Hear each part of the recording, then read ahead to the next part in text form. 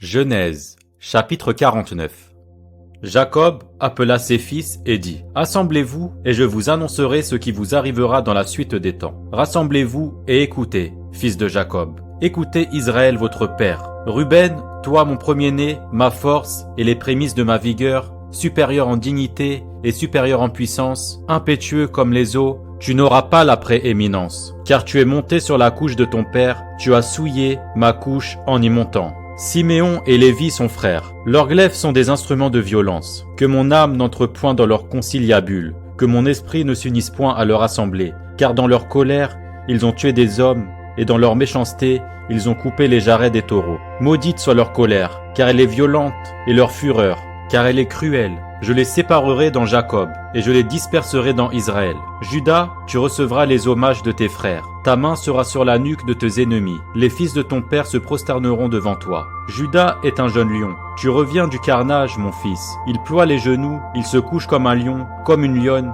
Qui le fera lever? Le sceptre ne s'éloignera point de Judas, ni le bâton souverain d'entre ses pieds, jusqu'à ce que vienne le Shilo, et que les peuples lui obéissent. Ils attachent à la vigne son âne, et au meilleur cep le petit de son ânesse. Il lave dans le vin son vêtement, et dans le sang des raisins son manteau. Il a les yeux rouges de vin, et les dents blanches de lait. Zabulon habitera sur la côte des mers, il sera sur la côte des navires, et sa limite s'étendra du côté de Sidon. Issachar est un âne robuste, qui se couche dans les étables. Il voit que le lieu où il repose est agréable, et que la contrée est magnifique, et il courbe son épaule sous le fardeau. Il s'assujettit à un tribut. Dan jugera son peuple, comme l'une des tribus d'Israël. Dan sera un serpent sur le chemin, une vipère sur le sentier, mordant les talons du cheval, pour que le cavalier tombe à la renverse. J'espère en ton secours, ô Éternel. Gad sera assailli par des bandes armées, mais il les assaillira et les poursuivra.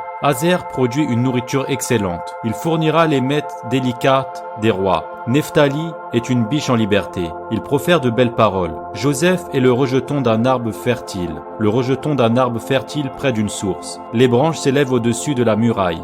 Ils l'ont provoqué et ont lancé des traits. Les archers l'ont poursuivi de leur haine. Mais son arc est demeuré ferme, et ses mains ont été fortifiées par les mains du puissant de Jacob. Il est ainsi devenu le berger, le rocher d'Israël. C'est l'œuvre du Dieu de ton père qui t'aidera. C'est l'œuvre du Tout-Puissant qui te bénira des bénédictions des cieux d'en haut, des bénédictions des eaux en bas, des bénédictions des mamelles et du sein maternel. Les bénédictions de ton père s'élèvent au-dessus des bénédictions de mes pères jusqu'à la cime des antiques collines. Qu'elles soient sur la tête de Joseph, sur le sommet de la tête du prince de ses frères. Benjamin est un loup qui déchire. Le matin, il dévore la proie, et le soir, il partage le butin. Ce sont là tous ceux qui forment les 12 tribus d'Israël. Et c'est là ce que leur dit leur père, en les bénissant. Il les bénit, chacun selon sa bénédiction. Puis il leur donna cet ordre : Je vais être recueilli auprès de mon peuple. Enterrez-moi avec mes pères, dans la caverne qui est au champ d'Éphron, le Hétien, dans la caverne du champ de Macpéla,